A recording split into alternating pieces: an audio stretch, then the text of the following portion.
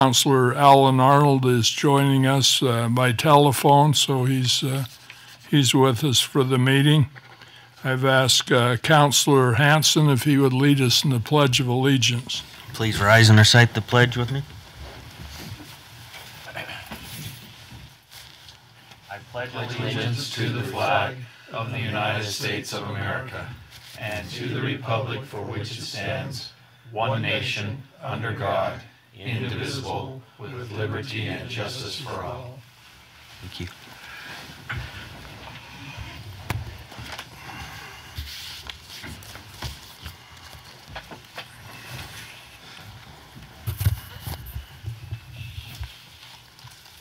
Thank you very much. Move on now to our moment of silence. During our meetings, we always have a moment of silence to begin. And as we have this moment of silence, we would invite you to remember those who are serving in our military around the world, those who protect this great nation that we live in. Also, if you'd remember our police and firefighters, those who serve here in our communities. In our behalf, they might be looked after, and ask all these folks to be protected. And we also ask you to remember the City Council tonight as they make decisions in your behalf and for the community, that they might make those decisions that are best for all. We'll now take a moment of silence.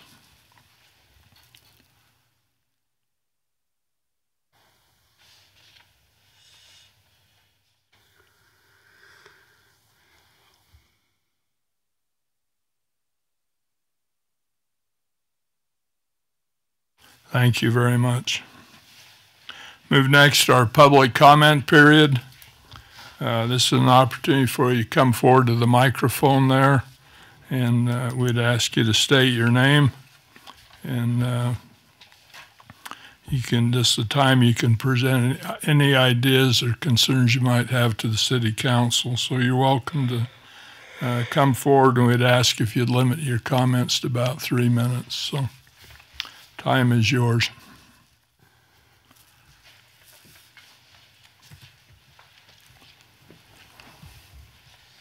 Okay, hello. My name's Sam Hendrickson. I'm an SBO up at Bonneville High School. And I'm Maddie Gonzalez, the senior class officer at Bonneville High School. And so we're just here tonight. As a part of our senior graduation and celebration, we have a party down at Fat Cats. And we're here on behalf of the PTSA, just asking for donations to that. This event, like Sam said, will be held at Fat Cats and provides our students with a safe, drug and alcohol-free activity on the evening of their graduation. It is a time where the students can be together and make memories as they close a chapter on their high school experiences. In order to provide this opportunity to celebrate their high school successes, we need support from community sponsors. Your tax-deductible donation of money, services, prizes, etc. will help the PTSA provide a wonderful event for our 2019 senior class. Yeah, so we would just ask you guys to consider maybe donating to that and help us have a good, safe graduation party celebration. So thank you for your time. Well, while you're there, we're glad you're here, glad you came. We had you on the agenda, so thanks for being here. You did come to the right place. Okay. Hey, well, thank you, and thank you for your service. So. It's the Riverdale City, I think, for many years has helped to fund these drug-free, alcohol-free parties for you. Right. I think it's in the best interest of you and the other students, and also in the interest of the community. And it's a really good event. I did look at our budget. We've already programmed $500. Awesome. In the budget, so that will be available for you. So. Oh, perfect. Hey, well, thank you so much. Thank you, all of you. Yeah. You bet. You're very welcome. Does Council have any comments? Or? Okay, go ahead. Okay, thank you again. You bet. You're welcome to leave. Thanks for coming in.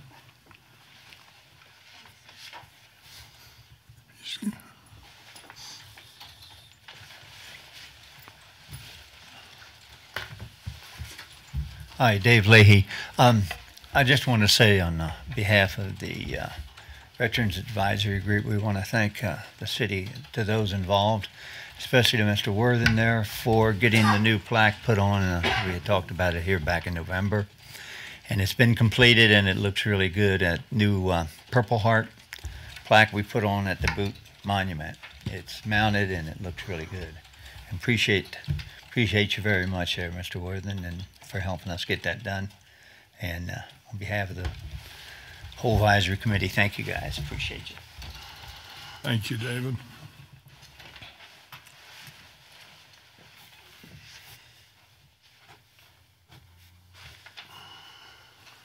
Seeing no others, we'll move on to presentations and reports. I don't have anything this evening for the mayor's report. We've heard from the Bonneville High School students. We'll move on next to the city administration report. Mr. Worthen, do you have anything for this? Thank you, Mayor. In your packet, Council, is the December report for the administration, which includes all the departments submit their activities for the month.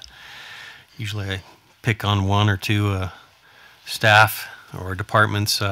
Rich Taylor, I wanted to point out in his report a lot of things that he does in December for the seniors and what he does over at the Senior Center in December. And not only there, but with our own staff. He did our meal this year at our annual Christmas get-together for the staff at the community center. He did a fabulous job. He was filling some big shoes for Lynette Lindbergh, who's no longer with the city. She retired, and Rich has stepped in and taken on some of those responsibilities that she used to deal with each holiday season. So I'd like to point out Rich and thank him for his service.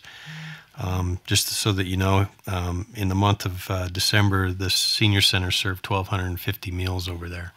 It's a lot of people, 1,250 people. So, and it's interesting, depending on the menu item, the number of people kind of goes up and down. It's kind of interesting. But the mayor and I go over there on occasion to have a lunch, and invariably we sit by folks that are not from Riverdale.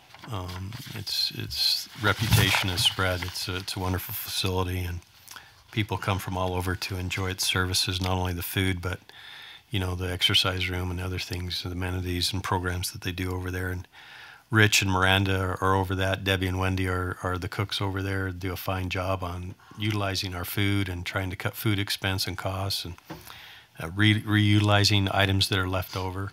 So they do quite a fabulous job over there, and I'd like to point them out. Dan works over there as well. Dan Pence helps keep the place clean and organized. Chris Stone does a lot of work with the rental facilities that are there. So I'd just like to point those folks out in that report real quick. I appreciate the staff being here today. We got a few of us here with us tonight, and appreciate their attendance. The employee recognition for January. We have no 5-year anniversaries on our list today. Very few people, it looks like, we've hired on in January. Cindy Draper has 24 years of service in this month in our police department. Fine job over there in managing a lot of the records of the police department and our evidence room, and it's a big job, and she takes it quite seriously, and glad to have her with us. Stacy Como in our business administration department, obviously our HR director, 14 years of service with Riverdale City. And then in our legal department, our 2 prosecuting attorneys that we have recently hired. They've been with us now for 2 years. Terrell Tree in our legal area, and Letitia Toombs, also 2 years of service as far as our recognition goes. Just like to thank those folks for their time and their service here in Riverdale City. Not a lot of them in this month, but still it's important to recognize these folks and their time here. Lastly, our staffing authorization report is for the month of December, so it's a little bit off. We have brought Cody back into the business administration area, and so technically our total is 1.75, not 2.75 as of now, but as of December it was the 2.75 that you see there under our 2005 staffing model mandates. Community development report, there's included in your packet is some new businesses that are forthcoming. We've got a few more that we'll add to that probably by this time next month, and then also included in there is the finance report. Then on our agenda tonight, we'll have the audit presented to the council as well. That's all I have, Mayor. Okay, thank you. Are there any questions for Mr. Worthing? Okay, move on next. There's the annual court report scheduled. That won't, our presenter's not with us this evening. Move on to consent items, review of the meeting minutes. We're actually going to move that item to our next city council meeting. There was a couple corrections need to be made to the dates that are on the minutes and also the agenda. So we'll move that one forward to our next meeting. Move on next to the action items. The first is consideration and discussion to accept the financial audit for fiscal year 2018 as performed by Christensen, Palmer, and Ambrose. Our presenter this evening is Jeff Ambrose. Time is yours, Jeff. Thank you. My pleasure to be here. I want to thank you for the opportunity to perform your audit the last year. Before I kind of touch on some of the highlights, I want to acknowledge a couple of fine employees that you have, and you probably already know this. Mr. Worthen mentioned Stacy Camo. As we ask questions throughout the audit process, sometimes she would respond before I could get away from my computer or get away from the phone. She's very thorough and very quick in responding and did a great job. Also want to thank Cody. Cody's kind of been in and out, but he's back now, and I'm excited about that. He did a really great job of having everything put together for us, made our job a little bit simpler, and he wrote your report this year. And it's because he had more time to invest in it. It's a little bit more detailed than what we've done in the past, and he's done a very good job for you. What I want to do is, I'm assuming that the audit report is part of your packet. I just want to touch on some of the highlights. I don't want to go through the whole thing, but I need to point out a few things that are important for you to know. On pages 1 and 2 of the report, now this is the page numbers, not necessarily the PDF numbers. This is our independent auditor's report. It's an unmodified opinion or clean opinion. It's the highest level of opinion we can render. And basically what it's telling you is that the information that you'll find in the rest of the report is all fairly stated in all material respects. We did not find any adjustments that had to be made. Everything was neat and clean as Cody provided it to us, and so we didn't have any changes that we had to make. So again, clean report there. The last 3 pages of the report are some reports that are required by the state auditor to be included. One is what we call the Yellow Book report. We are required to evaluate your internal control over financial reporting and your compliance with certain laws and regulations. And I'm pleased to report that that also is a clean report. We did not find any material weaknesses in internal controls, nor did we find any instances of non-compliance that have to be reported. And then the last 2 pages of the report are specifically required by the state auditor, where we have to test certain areas of your compliance with specific state laws. And those laws are outlined there. And again, that's a clean report. We did not find any problems with your compliance with those specific state laws. I'm also required to provide what's called management communication to you. I have to report to you that we didn't have any problems in conducting the audit. We did not have any. We didn't have to change our scope of the audit. We had no difficulties in performing the audit. We had no disagreements with management. We didn't have any material misstatements that had to be corrected, and we didn't have any findings or recommendations that were significant enough to be reported. A lot of times as things come up along the way, we can communicate that verbally with Cody, with Stacy, whoever, but we didn't have anything significant enough that had to be reported in that. Just a couple of things I want to point out from a highlight perspective. On pages 15 and 47 of the report, there is some detail of the revenues that you collect. Total general governmental fund revenue was about $7.2 million. Of that, $6.5 million is sales tax. So your efforts over the years to develop businesses within the community have continued to pay off, and a lot of that revenue, that's the bulk of the sales tax or the revenue that comes into the city, and a lot of that is from people outside the city. So you've got people coming in helping support your day-to-day operations, by way of purchasing things within the city. Also on page 15, there's a breakdown of the expenditures by the governmental funds. The largest portion there, about 40%, is public safety, which is fire and police protection. And then the next largest item was some capital outlays that you incurred during the year. You had a big year for that. About 23% of your total expenditures was in the area of capital outlays, things like some land purchases for some of the development that went on, infrastructure, new roads, curb gutter, and that sort of thing. So that's about 2/3 of the expenditures for the governmental funds that occurred there. And then finally on page 13, we list the various governmental fund balances. There's about $4.6 million in restricted fund balances. That's made up of Class C fund balance, transportation tax, and then the fund balances of the RDAs are restricted for those specific uses. There's about $4 million in assigned fund balance, and that's the capital project funds. Those are designations that you as a council have made to do further capital improvements throughout the city. And then the remaining part of your fund balance is just the general fund balance, and it's about $2.3 million.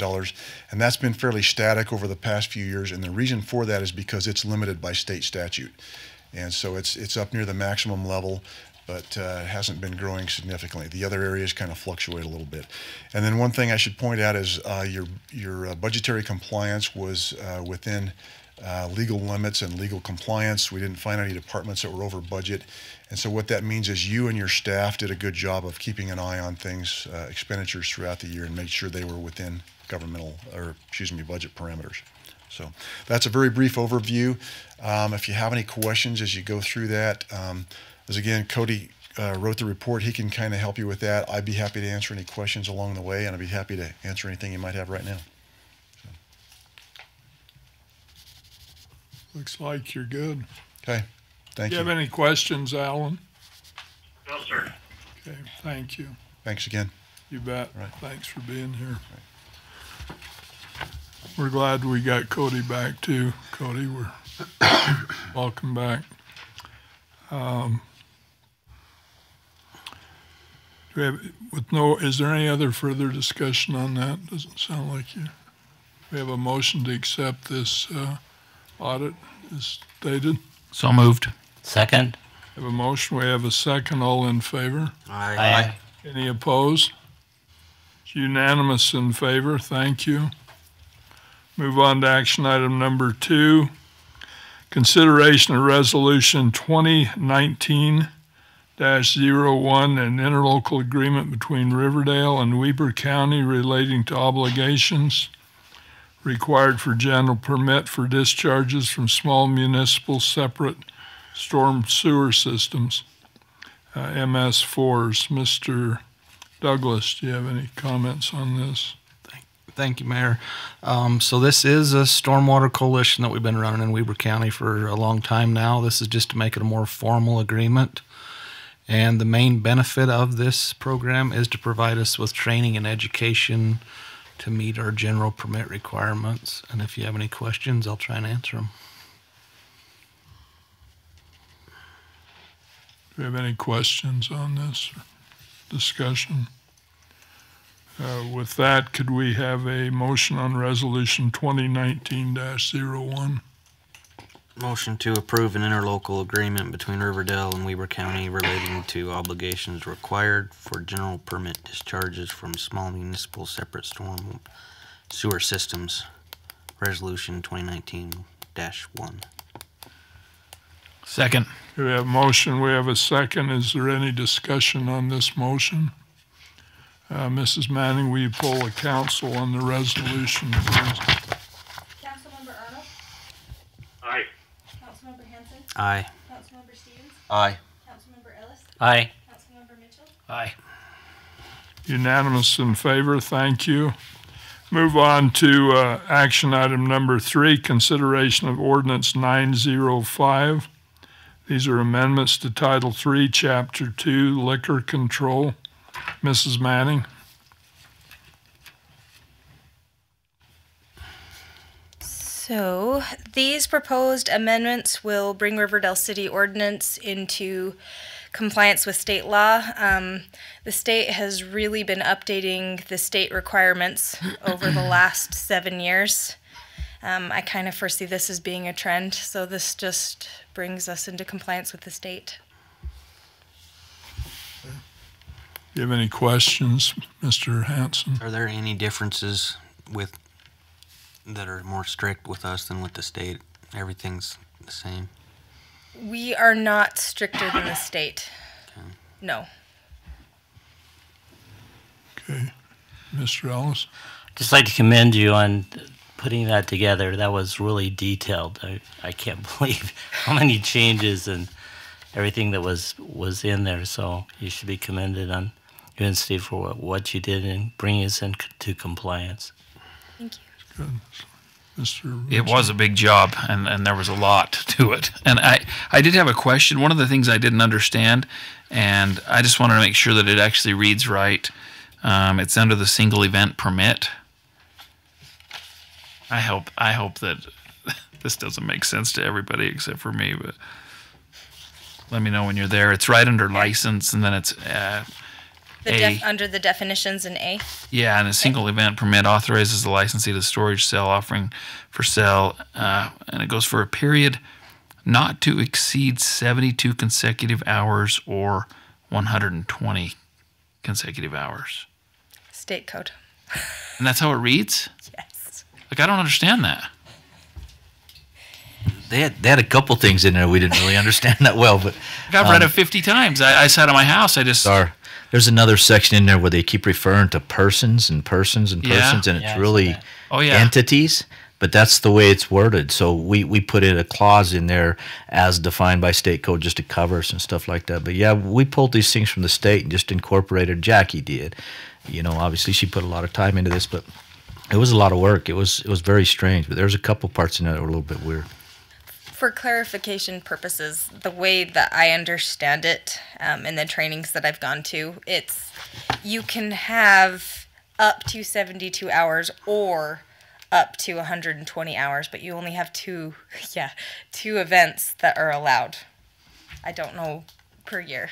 I don't know why they have the varying time frames, but that's...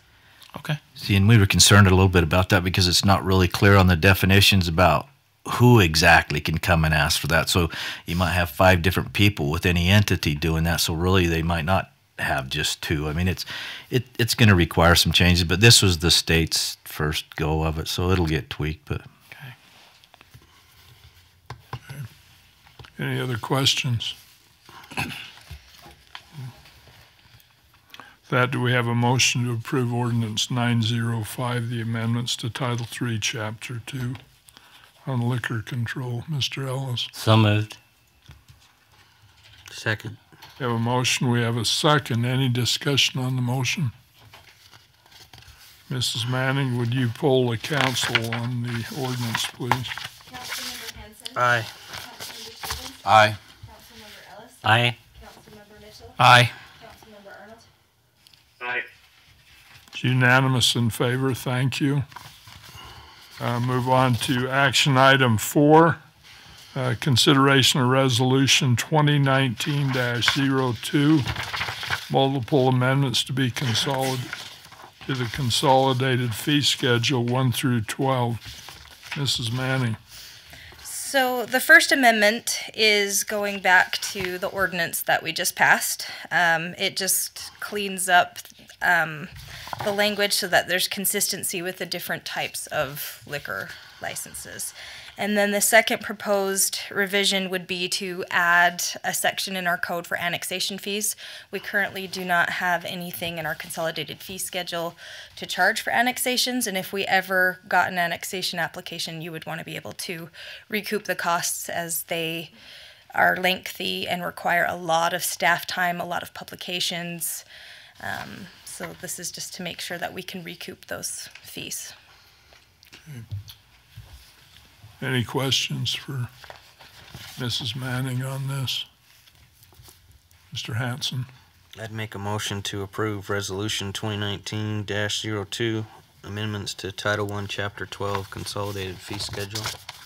second that. Okay, we have a motion, we have a second. Do we have any discussion on the motion? Mrs. Manning, would you poll the council on this resolution, please? Councilmember Stevens? Aye. Councilmember Ellis? Aye. Councilmember Mitchell? Aye. Councilmember Ernest? Aye. Councilmember Hanson? Aye.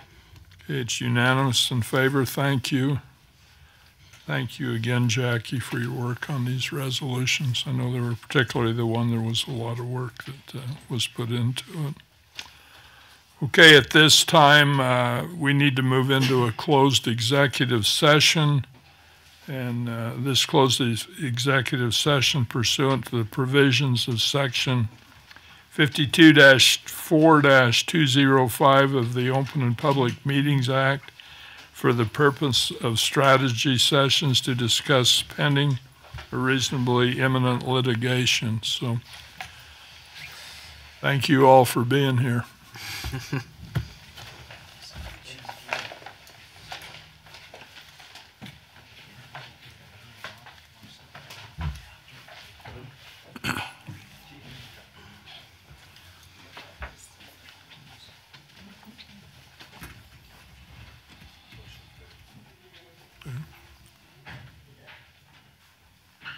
Have a roll call vote.